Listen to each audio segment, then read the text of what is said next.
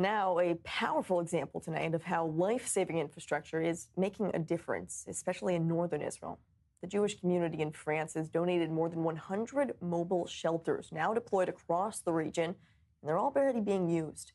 In the city of Carmiel, children playing near one of those newly placed shelters were told to run inside if a siren sounded. Well, the very next day, they did just that, seconds before a rocket struck meters away, likely saving their lives. The shelters, funded through Keren, Hayesod, and Jewish communities worldwide, they're helping fill critical protection gaps as rocket fire continues in the north. Joining us to discuss more is Sam Grundwerg, the world chairman of Keren Hayesod. Sam, that story out of Carmiel is incredibly powerful. What does it tell you about the real impact that these mobile shelters are already having on the ground in Israel? Thank you. First of all, Nicole, thank you for having me. Moadim l'simcha. Absolutely. It's truly a powerful story, one of many, actually, that demonstrates the tangible impact that our donors are having as active supporters and partners of the State of Israel.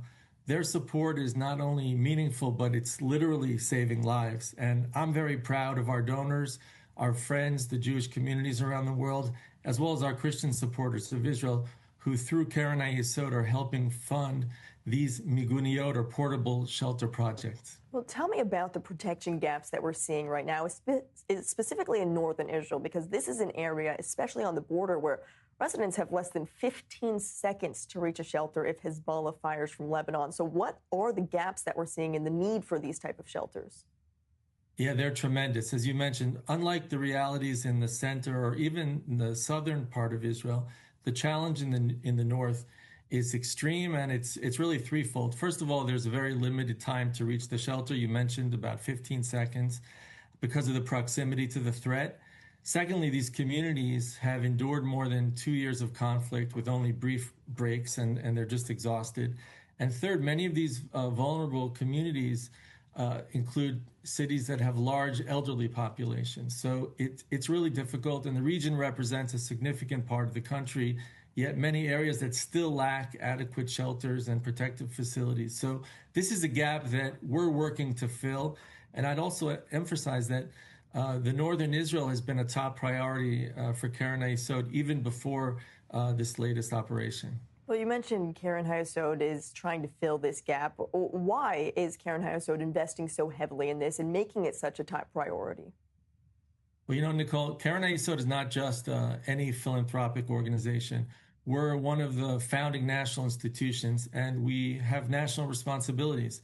So this unique positioning allows us to respond to Israel's most urgent needs from north to south with our global reach of working with more than 60 appeal campaigns in 45 countries around the world. And we recognize the immense challenge of providing adequate shelter across the country.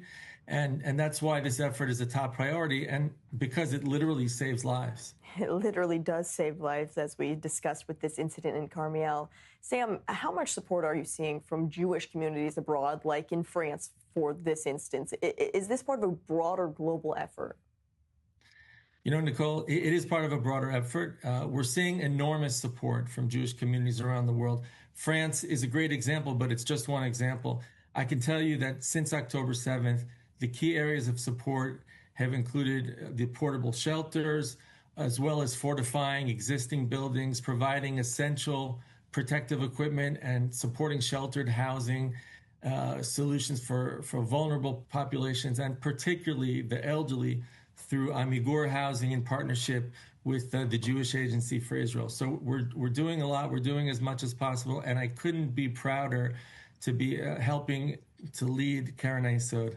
Sam Grundwerg, great to have you with us on i24 News today and hear more about this initiative. Thank you.